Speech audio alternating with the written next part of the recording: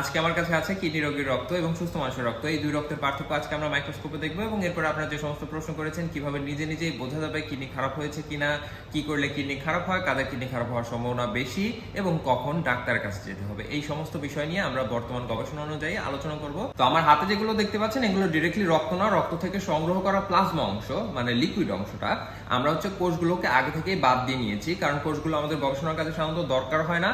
আর কোষগুলো যদি থাকে এর মধ্যে আরো অনেক ধরনের ক্লটিং ফ্যাক্টর আরো অনেক কিছু থাকতে পারে, যেগুলো গবেষণার কাজে উল্টো আরো বাধা দিতে পারে। যেমন ব্লাড যদি জমাট বেঁধে যায় তাহলে তো অন্যান্য যে সমস্ত টেস্ট করতে হবে সেগুলো করাটা মুশকিল, তাই না?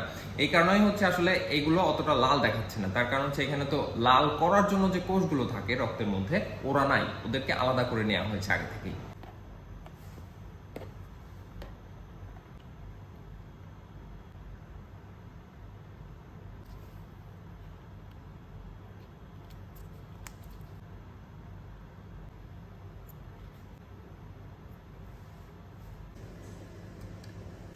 তো এই আমাদের সুস্থ মানুষের প্লাজমার অবস্থা।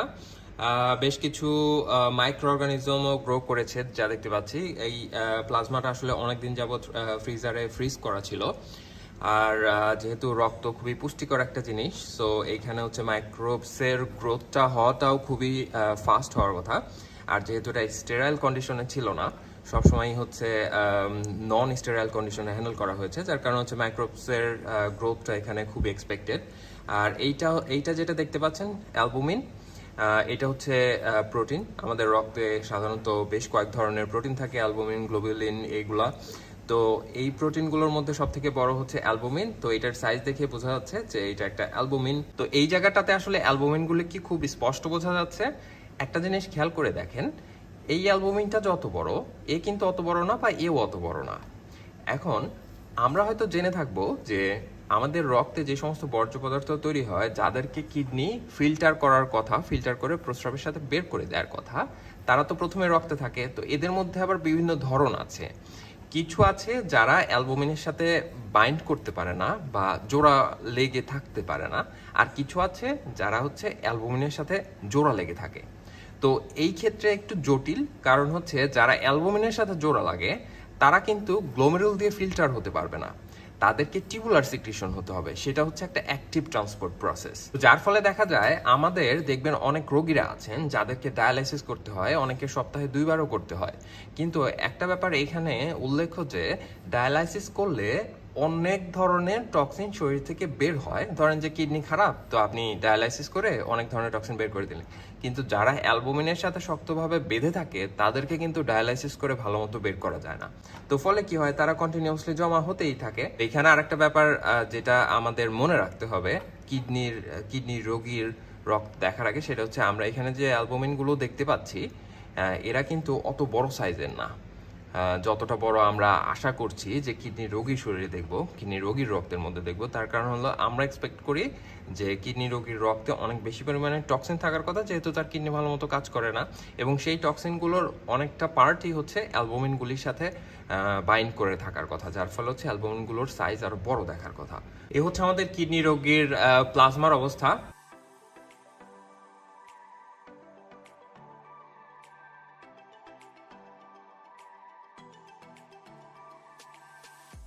তো এইটার সাইজ দেখেন কত বড়।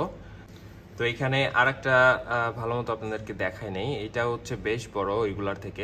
আমরা এখন একটু ছোট মলিকিউলগুলোতে ফোকাস করি।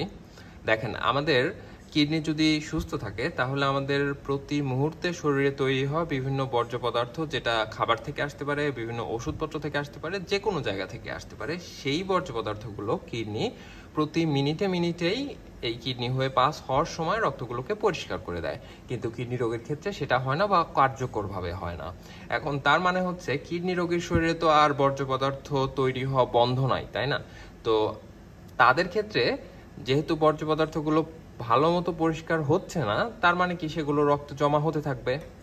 আর এই রক্তে জমা হতে থেকেই এক সময় দেখা যাবে যে এরা গিয়ে আবার অন্যান্য বিভিন্ন শরীরের অঙ্গ প্রত্যঙ্গে বিভিন্ন ধরনের ঝামেলা করছে বা বিভিন্ন ধরনের খারাপ ইফেক্ট দিচ্ছে। আপনাদের প্রথম প্রশ্ন ছিল কিভাবে নিজে নিজে বোঝা যাবে যে কিডনিতে কোনো সমস্যা হয়েছে কিনা। সিডিসির তথ্য অনুযায়ী 90% কিডনি রোগী নিজে নিজে বুঝতে পারেন না যে তাদের কিডনিতে সমস্যা হয়েছে কিনা। তো আমি আপনাদেরকে এখন উপসর্গগুলো বলছি, আপনারা হচ্ছে এইগুলো চেক করে যদি দেখেন যে এর কোনো একটা আপনার মধ্যে আছে বা কয়েকটা আছে, তাহলে হচ্ছে আপনাকে সতর্ক হতে হবে যে আপনার কিডনির কোনো সমস্যা আছে কিনা। তো প্রথমত হচ্ছে কিডনির যদি সমস্যা হয় বা কিডনি যদি খারাপ হয়ে যায়, তাহলে হচ্ছে ইউরিন আউটপুট কমে যায়। মানে হচ্ছে আপনি পর্যাপ্ত পরিমাণে পানি ঠিকই খাচ্ছেন, কিন্তু প্রস্রাবের পরিমাণ অত বেশি হচ্ছে না। এটা কিন্তু এমন না যে আপনি প্রস্রাব কম করছেন বা আপনি অনেকবার করে প্রস্রাব করছেন। ব্যাপারটা হচ্ছে প্রস্রাব তৈরির পরিমাণ, মানে আপনি একবারে কতখানি প্রস্রাব করছেন, সেটা হচ্ছে মেইন ব্যাপার। আপনার পানি খাওয়ার তুলনায় যদি প্রস্রাব প্রোডাকশন কমে যায়, সেই ক্ষেত্রে হচ্ছে এটা কিডনির সমস্যা হতে পারে।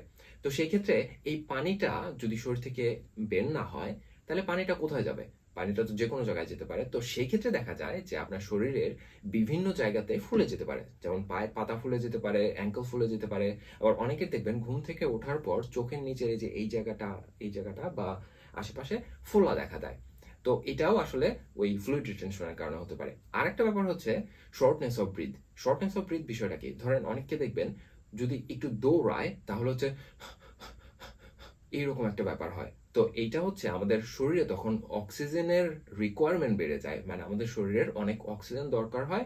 তাই আমাদের শরীরকে অনেক বেশি পরিমাণে শ্বাস প্রশ্বাস নেওয়ার চেষ্টা করায়। তো যদি কিডনি খারাপ হওয়ার কারণে আপনার শরীরে পানি জমতে থাকে এবং ফুসফুসেও যদি পানি জমে, তাহলে কি হবে জানেন?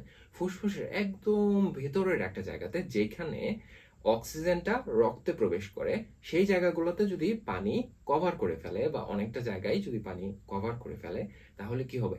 অক্সিজেনটা ফুসফুস হয়ে রক্তে যেতে পারবে না। যদি না যেতে পারে, তখন শরীর কি করবে? শরীর চাইবে আমাকে আরো অক্সিজেন দাও, আরো অক্সিজেন দাও। তখন আপনাকে এরকম অনেক বেশি পরিমাণে শ্বাস প্রশ্বাস নেওয়ার চেষ্টা করাবে। তো তখন আপনি এরকম অনুভব করতে পারেন যে আপনি অনেক বেশি পরিমাণে শ্বাস নিচ্ছেন, কিন্তু আপনার শরীরে এটা যথেষ্ট হচ্ছে না। এছাড়া দুর্বলতা, মাথা ঘোরা, বমি বমি ভাব, এগুলো হচ্ছে কন্টিনিউয়াসলি হতে পারে। আরেকটা ব্যাপার হচ্ছে কনফিউশন, যে আপনি আসলে এই কাজটা করবেন কি করবেন না। আপনি আজকে পানি খাবেন কি খাবেন না, আপনি মাছ দিয়ে ভাত খাবেন না ডাল দিয়ে ভাত খাবেন, সিদ্ধান্তহীনতায় ভোগা, এই ব্যাপারটা ঘটতে পারে। আর সিরিয়াস কেসে আসলে খিঁচুনি, কোমায় চলে যাওয়া, এরকম আরো অনেক কিছুই হতে পারে। এরপরের প্রশ্ন হচ্ছে কাদের এই কিডনি রোগ হওয়ার সম্ভাবনা বেশি? একটা গবেষণায় দেখা গেল নতুন যে সমস্ত কিডনি রোগী এনরোল হচ্ছে তাদের মধ্যে 44%ই হচ্ছে ডায়াবেটিস রোগী। তার মানে হচ্ছে ডায়াবেটিসটা হচ্ছে সব থেকে বড় রিস্ক ফ্যাক্টর। আপনার যদি ডায়াবেটিস থাকে তাহলে আপনাকে খুবই খুবই কেয়ারফুল হতে হবে, কারণ আপনাকে ধরেই নিতে হবে যে একটা সময় গিয়ে আপনার কিডনি সমস্যা হবে। আর একটা বড় রিস্ক ফ্যাক্টর হচ্ছে হাই ব্লাড প্রেশার বা উচ্চ রক্তচাপ। যাদের উচ্চ রক্তচাপ আছে তাদেরকেও জরুরিভাবে এই ব্যাপারটা খেয়াল রাখতে হবে যেন আপনাদের পরবর্তীতে কিডনিতে সমস্যা না হয়ে যায়। তার কারণ হচ্ছে যদি উচ্চ রক্তচাপ থাকে তাহলে হচ্ছে কিডনির মধ্যে একদম চিকন চিকন যে রক্তনালিকাগুলো কিডনিকে রক্ত প্রবাহ করে, তাদের কার্যকারিতা দিন দিন কমে যেতে পারে বা তারা দিনে দিনে খারাপ হয়ে যেতে পারে। সেক্ষেত্রে হচ্ছে কিডনিও খারাপ হয়ে যেতে পারে। আরেকটা রিস্ক ফ্যাক্টর হচ্ছে ফ্যামিলি হিস্ট্রি, মানে আপনার পরিবারে যদি কারো কিডনি রোগ থাকে তাহলে হচ্ছে আপনার হওয়ার সম্ভাবনাও একটুখানি হলেও বেড়ে যায়। আরেকটা গুরুত্বপূর্ণ ব্যাপার হচ্ছে ওভার দ্য কাউন্টার মেডিসিনস, যেমন হচ্ছে প্যারাসিটামল, অ্যাসপিরিন, আইবুপ্রোফেন। অনেকেই দেখা যায় একটু থেকে একটু হলেই ধুম করে একটা ওষুধ খেয়ে ফেললেন। একটু হালকা জ্বর অনুভব হচ্ছে, একটা প্যারাসিটামল খেয়ে ফেলেন। হালকা একটু ব্যথা অনুভব হচ্ছে, একটা আইবুপ্রোফেন খেয়ে ফেললেন। তো এই ক্ষেত্রে দেখা যাবে যে একটা সময় গিয়ে আপনার কিডনি ধীরে ধীরে খারাপ হতে হতে হতে হতে একটা সময় গিয়ে বড় ধরনের একটা সমস্যা হয়ে যাবে। তো আমাদের আসলে এই ওষুধগুলো খাওয়ার ক্ষেত্রে একটু সতর্কতা অবলম্বন করতে হবে। যদি খুবই দরকার না হয়, এগুলো আসলে খাওয়া ঠিক হবে না বা ঠিক হচ্ছে না। এবার আসেন কিভাবে আমরা আমাদের কিডনি অনেকদিন পর্যন্ত সুস্থ রাখতে পারবো সেই ব্যাপারে বলি। প্রথমত হচ্ছে যাদের ডায়াবেটিস আছে তাদের অবশ্যই ডায়াবেটিস কন্ট্রোলে রাখতে হবে, গ্লুকোজ লেভেল কন্ট্রোলে রাখতে হবে। যাদের উচ্চ রক্তচাপ আছে তাদের রক্তচাপ অবশ্যই কন্ট্রোলে রাখতে হবে। অতিরিক্ত কোলেস্টেরল যুক্ত খাবার কমিয়ে দিতে হবে, লবণযুক্ত খাবার কমিয়ে দিতে হবে, মাংস খাওয়া কমিয়ে দিতে হবে এবং শাকসবজি জাতীয় খাবার বেশি পরিমাণে খেতে হবে। সম্ভব হলে ব্যায়াম করতে হবে, ওজনটাকে একটা নির্দিষ্ট লেভেলের মধ্যে রাখতে হবে, খুব বেশিও না খুব কমও না। সবশেষে একটা গুরুত্বপূর্ণ ব্যাপার বলি, ক্যালসিয়াম। আমাদের মধ্যে অনেকেরই এরকম ধারণা আছে যত ক্যালসিয়াম নেওয়া যাবে ততই ভালো। ক্যালসিয়াম হচ্ছে আমাদের হাড়ের জন্য ভালো, দাঁতের জন্য ভালো এবং আরো অনেক অনেক কাজের জন্য ক্যালসিয়াম অনেক ভালো। কিন্তু প্রশ্ন হচ্ছে ক্যালসিয়াম যদি অতিরিক্ত পরিমাণে হয়ে যায় শরীরে, তখন কি ঘটে? তখন এটা কিডনিতে গিয়ে জমা হতে পারে এবং কিডনিতে পাথর তৈরি করতে পারে। অনেকের ক্ষেত্রে দেখা যায় তারা হচ্ছে ডাক্তারের কাছে গিয়ে বলে, ডাক্তার আমার দুর্বল লাগে, আমাকে ক্যালসিয়াম ট্যাবলেট দেন, আমাকে অনেক ভাইটামিন ট্যাবলেট দেন। ব্যাপার হচ্ছে এই সব কিছুরই একটা লিমিট আছে আপনার শরীরে। কোনো কিছুই অতিরিক্ত ভালো না। অতিরিক্ত যদি হয়ে যায় তখন বিভিন্ন ধরনের রোগ বালাইও তৈরি করতে পারে। সো ক্যালসিয়াম ট্যাবলেট খাওয়ার আগে বা কারো কাছ থেকে নিয়ে বা কোনো জায়গা থেকে কিনে খাওয়ার আগে অবশ্যই ডাক্তারের সাথে পরামর্শ করে নেবেন। ভালো থাকবেন সবাই। আসসালামু আলাইকুম।